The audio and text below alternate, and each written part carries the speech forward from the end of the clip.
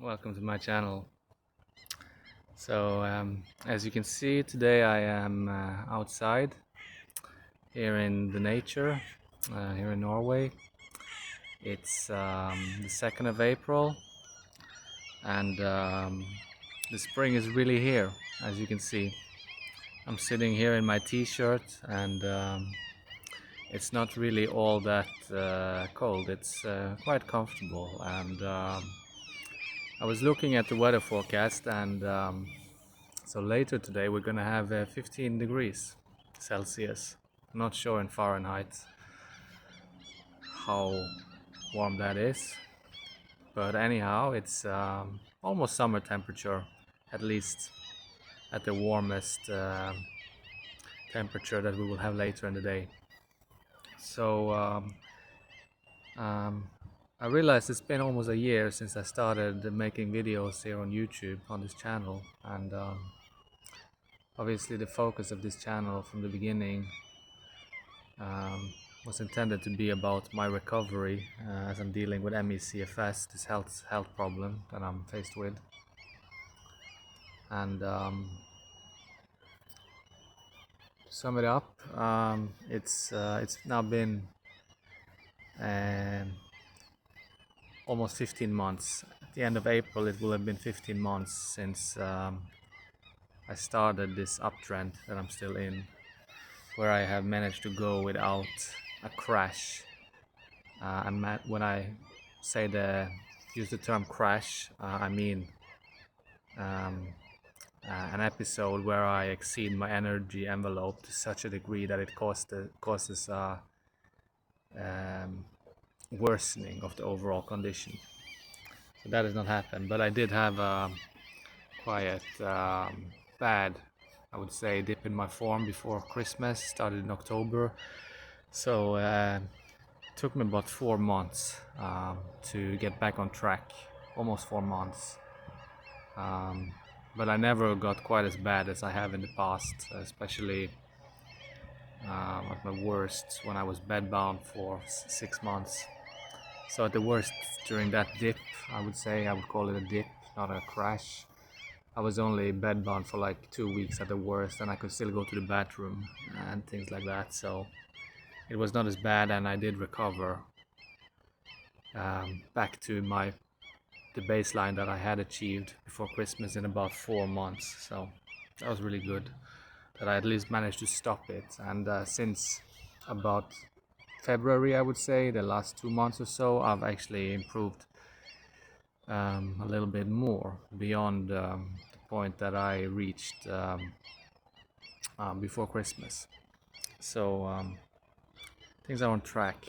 But again, as I've said, the momentum is super important to pay attention to, because just to illustrate, when I crashed in or when I dipped before Christmas, I was able to really soften the blow because I rested really aggressively as soon as I knew it had happened. And actually, it was not only one, as it usually is. It was not only one event or one, you know, one event where the symptoms flared that led me to, reach the bottom. It was several. So the thing is that when you first have exceeded your energy envelope, it's usually a very strong momentum behind it. So that means that even if you stop and you rest, it might not be enough, because you don't reduce your activities enough. It's not going low enough. So it's very easy to constantly keep overestimating how much you can actually do. So you have to go much lower than you actually think, because I don't know, it's about the disease mechanism. Things are just so, at that point, so disturbed, so dysfunctional, so out of balance, that in order to calm that pathology, I'm not going to go into my thoughts about what's driving it, but the point is just that you have to really, really put on the brakes very hard, because it's a momentum. Once you start going downhill, it's already in many cases it's because the momentum has been building up over some time. It's not just one event usually. It can be, obviously, if you really overdo it, but usually it's because you've exceeded envelope for some time. Um, and the same goes for so it's interesting because when you really rest, because you're forced to at the bottom when you really soften the blow, um, then another momentum starts building up, and it's a positive upwards momentum that sort of pushes you back up in a way, back to your baseline if you do it correctly. So that means that so just again to use this last dip as an example, when I was really at the bottom, I think I reached the bottom in about early December. It started in October and I reached the bottom in early December, and then from there um, I had sort of reached the bottom and really rested aggressively for a few weeks just to calm things down, and then all of a sudden I just felt it. There was this momentum that just allowed me to do more and more and more. And actually, this momentum in that case, it kept lasting for about, I would say, almost 2 months, until, or 2.5 months perhaps, until the middle of February. And then it just felt like I could just, each week, I could just do more and more and more. And I will maybe show a picture of the daily step count on a weekly basis just to illustrate, because you can just see I just go up quite fast every week. I can just do more and more, and that's because there is momentum behind it when you've rested so much for that amount of time. But then you reach you go back to the baseline after a while. That's the previous baseline that you achieved, and maybe you go a little bit beyond it. So that happened. So I think it was somewhere in February, towards the end of February, that I reached sort of back to where I was at, and pretty much. But since then, I've just discovered, because it's I've sort of used up that momentum that was accumulated during the time I was really resting a lot during those weeks. So now I cannot go as fast, and it's very easy to get more symptoms again.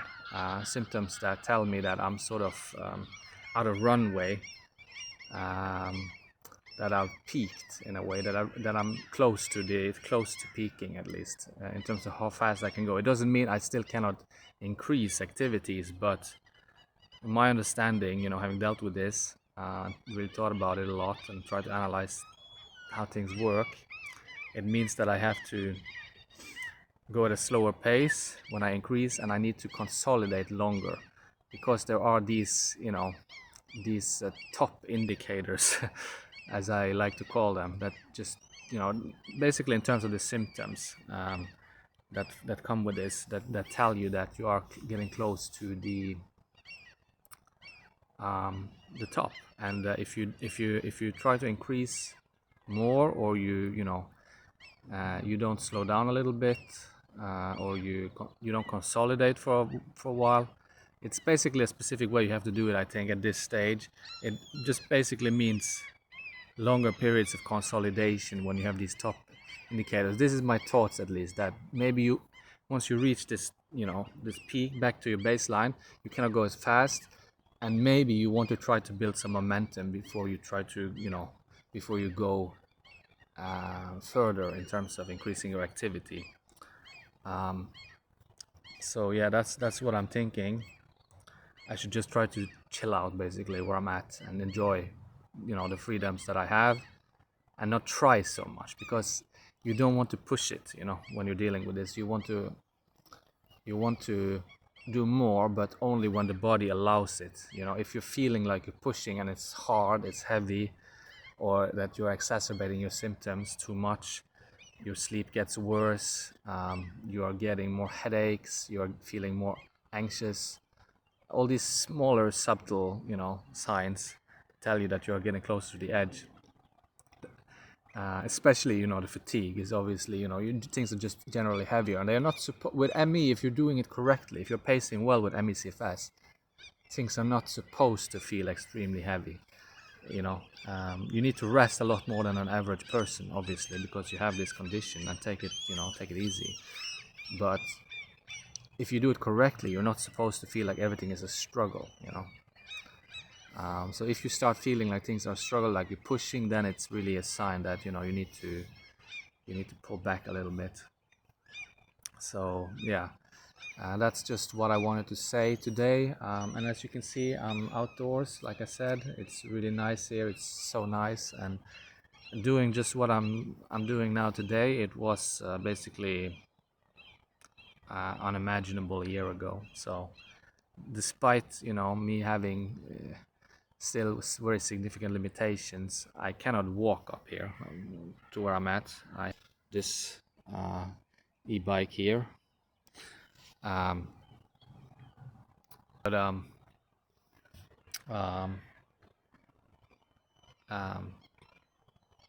still, even with using the e-bike, I still had to use it for 10 minutes, almost 10 minutes, just to get to this place.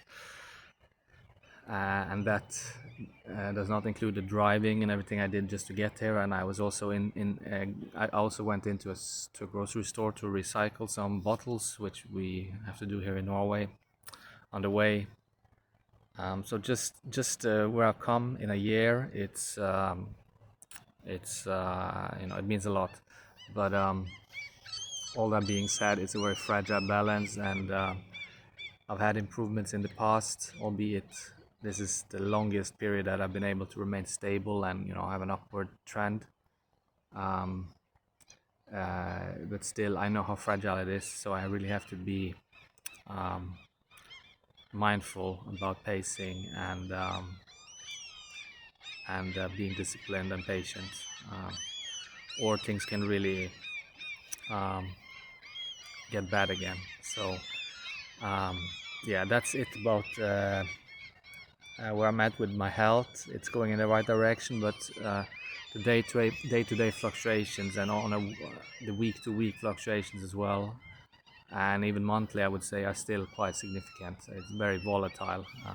So the main thing is to get up the average, your average activity level. But yeah, then again, you don't want to focus on doing more all the time. You can't have that focus. You need to just relax and be at peace and be present and enjoy your life where you're at, without having this attitude that you always have to do more and more. Because the main thing that you can do, actually, if you want to improve your prognosis, I think, is just to avoid triggering the pathology, because that's what maintains the disease and the condition. So yeah, that's gonna be it for today's video. I'm supposed to go to some rehab clinic later this spring. I might address that in a separate video, I'm not sure. But for now, I actually got a rejection, and I think when my GP applied for me to be admitted to that clinic, but I think it's just because she didn't send or attach all the necessary documents that describe my disease, and basically all the documents that I have from the examinations and whatnot that I've been going through throughout this period of time that I've been dealing with this. So I think that's just an error on her behalf. I think once she sends the right documents, that I might get admitted, and that will be interesting. But that's not something I will talk about here. Maybe it's something I will address though in a separate video. So yeah, that's enough chatter from me for this video. And anyone who's watching this, I hope you enjoyed the scenery here. It's really nice. Hopefully I can make more videos where I'm out in nature.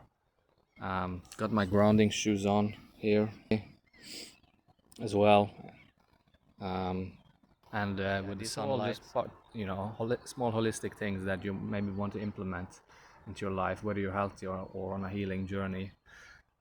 Sunlight is important. Of course, not getting too much of it, but that's not a problem we have here in Norway. And grounding as well. There is is some interesting research about the benefits of connecting with the earth. Um, so yeah, maybe I will talk about such things in separate videos in the future. We will see, but that's it for this one. So yeah, thanks for coming along, and till the next one, take care.